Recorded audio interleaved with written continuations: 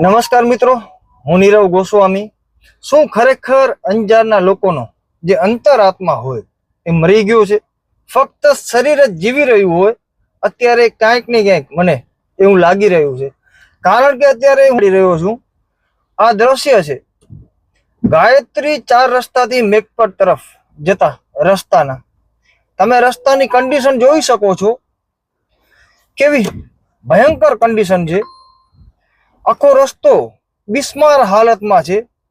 અને આ નર્કપાલિકાએ, હું ચોક્કસથી કહીશ મિત્રો, આ નર્કપાલિકાએ લોકોનું જીવવું મુશ્કેલ કરી નાખ્યું છે. લોકો અત્યારે કાંઈ પણ બોલવા ખબર નહીં એટલી ચૂપકીદી લોકોએ લીધી છે. નજરની સામે તમારા હકો અત્યારે પાલિકાના કારણે તમે તમારા હકો, મૂળભૂત હકો જે મળેલા છે એ તમે ગુમાવી રહ્યા છો અને તમે એક શબ્દ બોલવા તૈયાર નથી. ઘણી અફસોસની બાબત કહેવાય. હવે આ રસ્તા ઉપર અત્યારે વરસાદ ચાલુ છે. તમારા પરિવારના લોકો કે તમે અહીંયાથી નીકળતા હો, આ નર્કપાલિકાના કારણે તમારું ન કરે ભગવાન તમારો કાંઈ ગુનો ન હોય અને તમારું એક્સિડન્ટ થાય અથવા તો તમારું બાઇક સ્લીપ થઈ જાય. નનકા રૂગા ખાડા પડી ગયા છે, તમે જોઈ શકો છો. રૂગા નનકા રોડ ઉપર ખાડા પડી ગયા છે. હવે આપણે શું કારણથી અધિકારો મળવા જોઈએ? જે પ્રાથમિક જરૂરિયાત છે, રોડ, પાણી, રસ્તા, લાઇટું, ઈ આપણે અત્યારે નથી મળી રહી. નથી સારા રોડ મળતા, નથી અત્યારે તમને પણ ખબર છે કેટલા પાયે ભ્રષ્ટાચાર છે અત્યારે. તો અવાજ કોણ ઉપાડશે?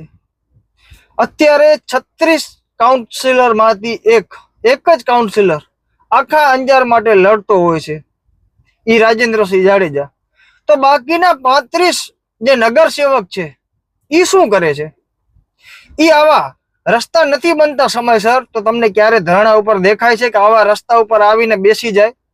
તમે એને મત આપેલા છે, તમે એને ચૂંટ્યા છે 5 વર્ષ માટે. મિત્રો અત્યારે 10મો મહિનો, આ 9મો મહિનો ચાલે છે. જાન્યુઆરી, ફેબ્રુઆરી, માર્ચ, એપ્રિલ, મે, જૂન, જુલાઈ, ઓગસ્ટ, અત્યારે સપ્ટેમ્બર હાલે છે, ઓક્ટોબર, નવેમ્બર, ડિસેમ્બર. ડિસેમ્બરમાં આ ટર્મ પૂરી થશે 5 વર્ષની નગરપાલિકાની.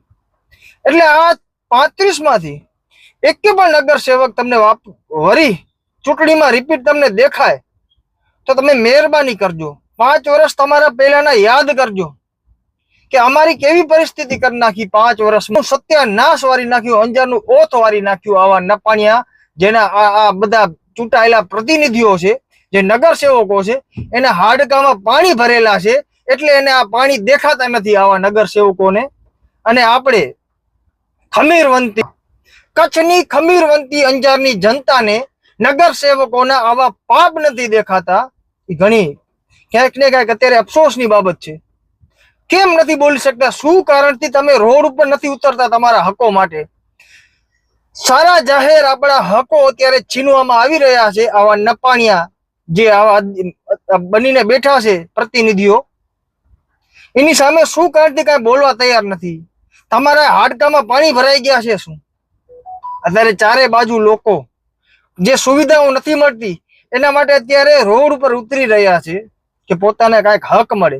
એનું પરિવાર, અહીંયાથી એમના બાળકો નીકળતા હોય, એમના ઘરના કોઈ સદસ્યો નીકળતા હોય, એને કોઈ જાનહાની ન થાય, એના સાથે અકસ્માત ન થાય, એ સ્લીપ થઈને પડે નહીં, એના માટે અનેક જગ્યાએ અત્યારે રોડ ઉપર ઉતર્યા છે. પરંતુ અંજારની જનતામાં ખબર નહીં એનું અંતરાત્મા ક્યારે જાગશે કે પછી મરી જ ગયો છે, કાંઈ બોલવા તૈયાર નથી. આટલી ડરેલી જનતા મેં ક્યાંય નથી જોઈ કે પોતાના હક માટે ઈ બોલવા રાજી નથી. કાંઈ જોઈ શકો છો કેવો રસ્તો છે, ચારે બાજુ પાણી ભરે. આ તો મેં એક જ રસ્તાનું લીધું અત્યારે. બાકી અંજારના તમે ગમે તે ખૂણામાં જાઓ, તમને નહીં સારા રોડ રસ્તા મળે, રૂગા બમ્પ મળશે અને સાથે આવા રસ્તા મળશે. બમ્પ ખાડા, એના વચ્ચે જ અત્યારે આપણે પસાર થઈ રહ્યા છીએ. બાકી કોઈને કાંઈ પડી નથી. પછી હમણાં મેં ખેડૂતનું લાઈવ કર્યું હતું થોડા ટાઈમ પહેલા. 3 બાળકોના ભોગ લેવાય એના બાદ કાંઈ થાય એના પહેલા તંત્ર કેમ નથી જાગતું? કાંઈ થઈ જાય, કોઈનો ભોગ લેવા જાય ત્યારબાદ તંત્ર જાગે, એની સફાળી જાગે, પછી ખાડા પૂરો બધું કરો, અભિયાન ચાલુ થાય. કઈ નથી થતું એના પહેલા તમે પણ શું કારણથી કાંઈ બોલવા તૈયાર નથી. તમે શું ટેક્સ નથી ભરતા? ઝીણામાં ઝીણી વસ્તુ તમે જ્યારે ખરીદી કરો છો એના પાછળ તમે ટેક્સ ભરો છો. એ ટેક્સના ખર્ચે જે ટેક્સ આપણે આપીએ છીએ એના ઉપરથી આ બધા વિકાસના કામો થતા હોય.